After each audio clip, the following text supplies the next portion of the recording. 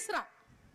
அந்த மகா ரோகாஸ்திரம் உலகத்தில் இருக்கக்கூடிய அத்தனை நோய்களையும் கொண்டு வந்து கொடுக்கக்கூடிய அஸ்திரம் அம்பாளை நோக்கி வந்துகிட்டே இருக்கு. பதிலுக்கு ஒரு அஸ்திரம் விடணும். இவ என்ன பண்ணா, ஆயுதத்தை எடுத்தா பெருமாளினுடைய 3 நாமங்கள்ல சொன்னா, சொல்லி அந்த அஸ்திரத்தை நாமாஸ்திரமா மாத்துனா. வந்துகிட்டு இருக்கிறது ரோகாஸ்திரம், நோயை கொடுக்கக்கூடியது. அதை வீழ்த்துறதுக்கு பெருமாளினுடைய 3 நாமங்களை சொல்லி நாமாஸ்திரமாக்கி அந்த நாமாஸ்திரத்தை அம்பாள் வீசினால், பண்டாசுரன் வீசிய ரோகாஸ்திரத்தை அம்பாள் வீசிய நாமாஸ்திரம் வீழ்த்தியது. அந்த நாமங்கள் என்னென்ன தெரியுமா? அச்சுதன், அனந்தன், கோவிந்தன்.